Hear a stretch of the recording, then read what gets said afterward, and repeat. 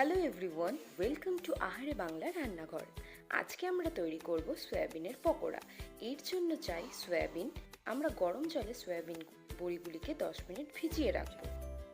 ভিজিয়ে রাখা হয়ে গেলে ভালো করে চিপে শুকনো করে নেব এবং এর মধ্যে একে একে মিশিয়ে দেব স্বাদ অনুযায়ী নুন,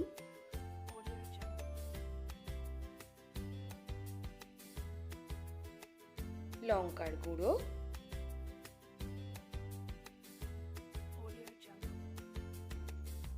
কাশ্মীরি রেড চিলি পাউডার, ধনে গুঁড়ো,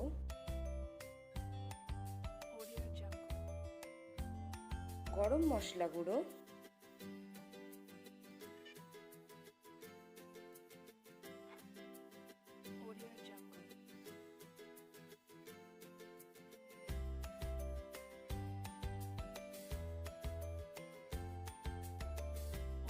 চাট মশলা পাউডার এবং আদা এবং রসুনের পেস্ট, কর্নফ্লাওয়ার আর ময়দা। এরপর আমরা মিশিয়ে নেব ফেটিয়ে রাখা টক দই। এই উপকরণগুলিকে একসাথে ভালো করে মিশিয়ে নিতে হবে।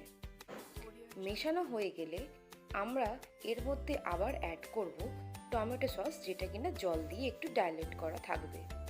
মাখা হয়ে গেলে এরপর আমরা কড়াইতে তেল গরম করব।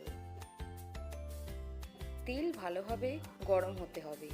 তেল গরম হয়ে গেলে একে একে সয়াবিন বড়িগুলোকে তেলে ছেড়ে দেব এবং এটিকে ডিপ ফ্রাই করব। এপিট ওপিট করে ভালোভাবে লাল লাল করে ভেজে নিতে হবে।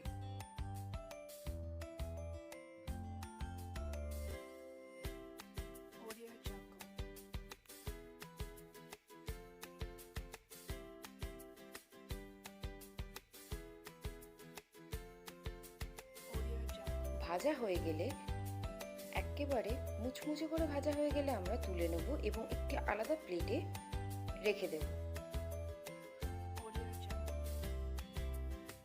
এরপর আপনি এটাকে পরিবেশন করতে পারেন টমেটো সস এবং স্যালাড দিয়ে। Thanks for watching. আমার ভিডিও ভালো লাগলে চ্যানেলটিকে অবশ্যই সাবস্ক্রাইব, শেয়ার এবং লাইক করবেন।